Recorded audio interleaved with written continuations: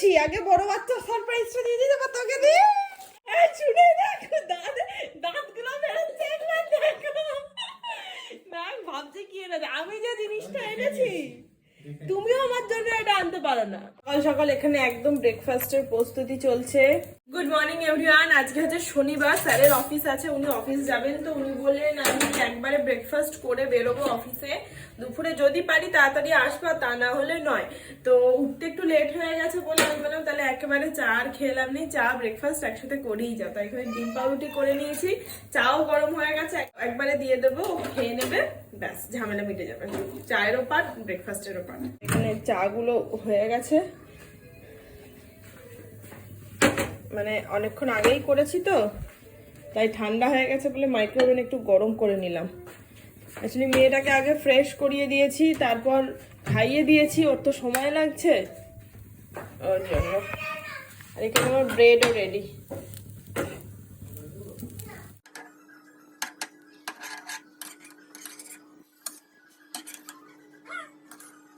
সুন্দর breakfast ready.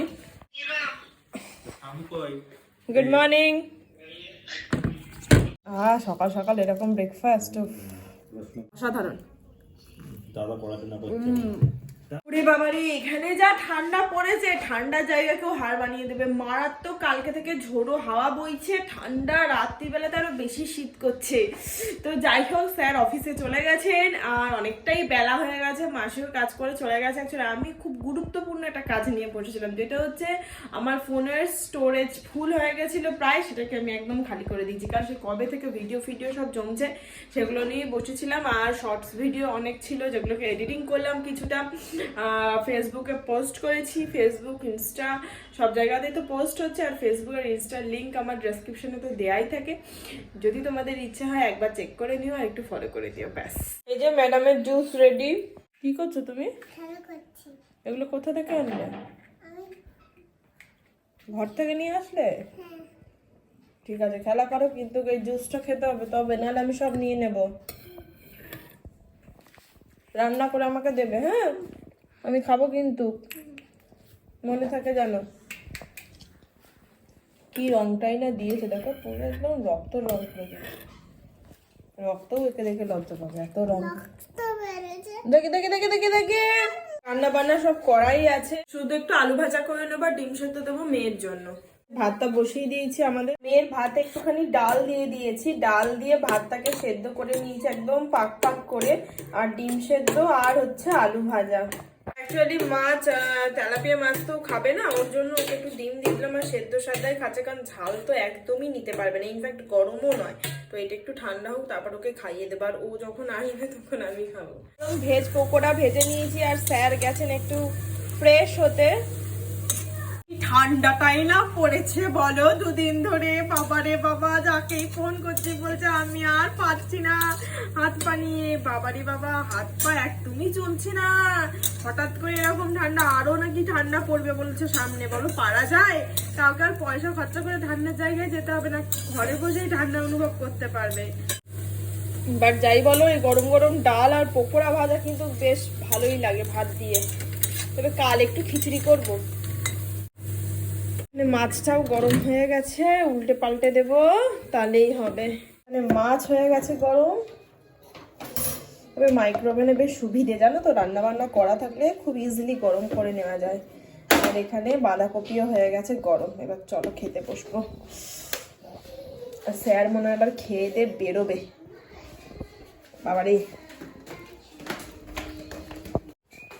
আসো। আমরা এখানে খেতে বসেছি, মোটামুটি বাঁধাকপির পাট শেষ, এবার খাবো হচ্ছে মাছটা। সে তো ঠিক আছে, বাট আমরা এখন আইপিএল দেখতে দেখতে খাচ্ছি, মানে লাইভ দেখতে দেখতে খাচ্ছি। তোমাদেরকে দেখাচ্ছি, একবার তোমরাও দেখে নাও। এইরকম সৌভাগ্য করে কিন্তু খাওয়া।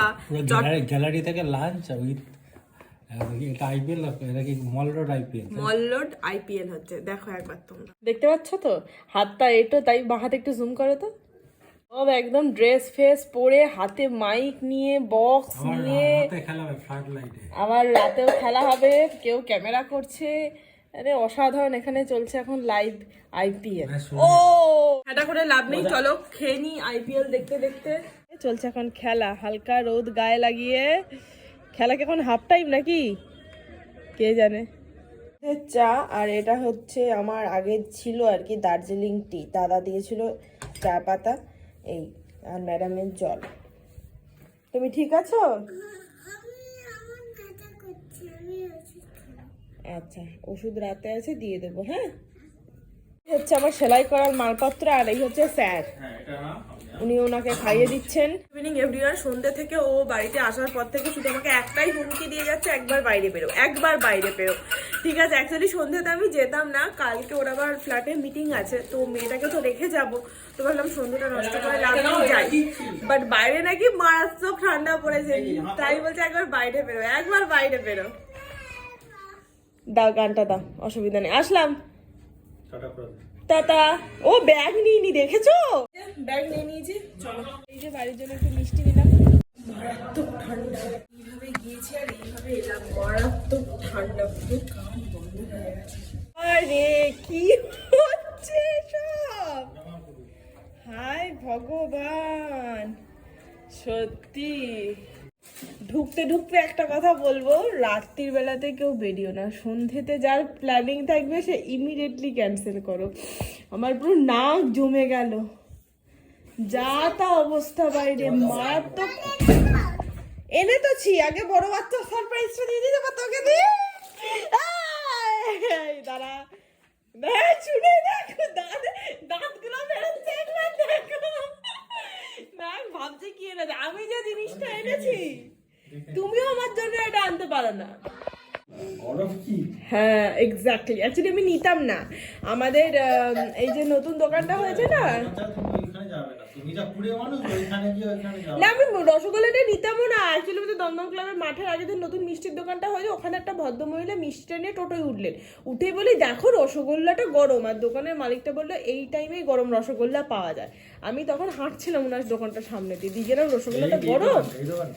আরে দমদম মাঠের আগে যে নতুন দোকানটা করলো, আগে হ্যাঁ হ্যাঁ হ্যাঁ ভেঙে করলো, এই যে গুড়ের রসগোল্লা 10 টাকা করে নিলাম, 5টা নিয়ে চলে এসেছি, হাত দিয়ে দেখি গরম, বলো গরম গরম আছে। খাও আবার কি, টপার টপ, তবে হ্যাঁ হালকা গুড়, দেখেই বোঝা যাচ্ছে। এবার তোমার সারপ্রাইজ, ধরো। সন্ধেবেলাতে আমার বলেছে তো আনতে, না চিপস তো দেবো না, ললিপপ দেবো। আমাকে সন্ধ্যে দুটো জামা পরো, যাও বেরো, না ললিপপ হয়েছে, কোনোটাই আলটিমেটলি খায় না। দুধটা কম দিয়েছে, বাট রসগোল্লা সাইজ কি 10 টাকায় বসে আর কত বড় দেবে। হাঁ করো, হাঁ করো, তবে গন্ধ বেরিয়েছে, দেখি হাঁ করো।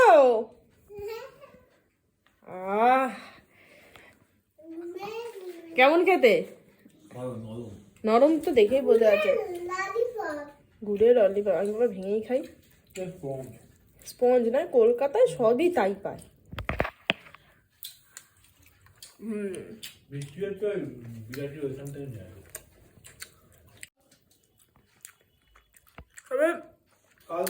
গরম গরম দারুণ লাগছে। সবাই দেখছে কিন্তু, আসো মামা আসো, আমি ভাত রেডি করেছি তোমার ওখানে। কি গো, আমি কিন্তু বলে দিলাম, সবাই দেখছে, দেখো তুমি একবার তাকাও আমার দিকে।